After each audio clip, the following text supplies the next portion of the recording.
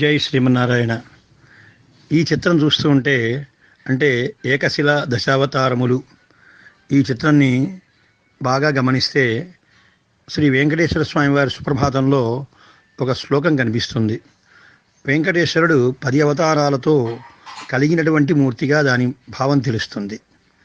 దాన్నే ఇక్కడ కొంచెం మనం చక్కగా చూసినట్లయితే మీనాకృతే కమఠకోల నృసింహవన్నిన్న స్వామిన్ పరస్వత తపోధన రామచంద్ర శేషాం శరామ యదునందన కల్కి రూప శ్రీ వెంకటాచలపతే తవ సుప్రభాతం. ఈ శ్లోకాన్ని అనుసరించి మీనాకృతే అంటే మొట్టమొదటి కాళ్ళ దగ్గర చూసినట్లయితే మనకి చేప ఆకారం కనిపిస్తోంది స్వామికి. దాని కొంచెం ముందు పైన చూసినట్లయితే కమఠం అంటే తాబేలు. నృసింహ పైన ముఖంలోనే మనకి ఎడమ వైపున నృసింహస్వామి తిరుముఖ మండలాన్ని చూపిస్తూ ఉన్నారు. అది నారసింహానికి గుర్తు. మీనాకృతే కమఠకోల నృసింహ అయింది. ఇక వర్ణి అంటే వామనమూర్తి. కుడివైపు ఉన్నటువంటి ఆయుధాల్లో వామనమూర్తికి ఒక చిహ్నమైనటువంటి గొడుగు కనిపిస్తోంది, చూచారా? అది ఆ గొడుగును చూచిన వెంటనే వామనావతారం జ్ఞాపకం వస్తోంది. స్వామిన్ పరస్వధ తపోధన రామచంద్ర.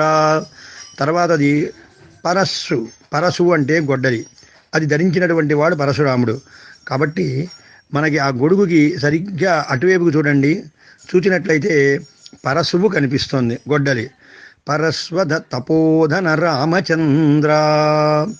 ఆ పరశురాముడి తర్వాత కనిపించేటువంటిది రామావతారం.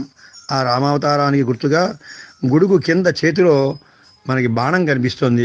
అలాగనే శేషాంశం రాముడు అంటే బలరాముడు.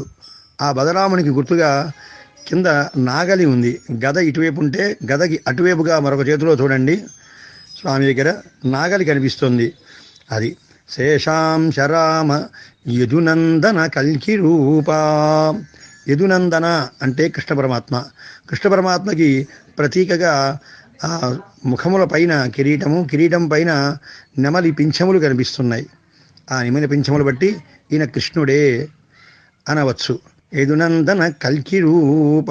కల్కి అవతారానికి గుర్తుగా ఇటువైపు నాగలి పైన ఉన్నటువంటి చేతిలో ఒక ఖడ్గం కనిపిస్తోంది. అది కల్కి అవతారానికి ప్రతీక. ఇవన్నీ కలిగినటువంటి వాడు కలియుగంలో మనకి శ్రీ వెంకటేశ్వరుడిగా లభిస్తున్నాడు అని శ్రీ వెంకటేశ్వర స్వామి వారి అవతారం మధ్యలో ప్రాయస్వ చరణో పుంసాం శరణ్యత్వేన పాణిన కృపయా దిశతే శ్రీమద్ వెంకటేశాయ మంగళం అని అన్నట్లుగా తన అమోఘమైనటువంటి హస్తాలతో తనని ఆశ్రయించమని చెప్తున్నటువంటి వాడు స్వామి. అది మనకు కనిపిస్తోంది ఈ చిత్రంలో. ఈ రకంగా ఎవరో చక్కటి శిల్పి దీన్ని ఆకృతిని తయారు చేసి ప్రచారం చేశారు. మనస్సులో ఉన్నటువంటి భావాన్ని చూపించడం చాలా కష్టం. చాలా చక్కగా ఇది నిర్వహింపజేశారు. జై శ్రీమన్నారాయణ. అడియన్ కులశేఖరదాస.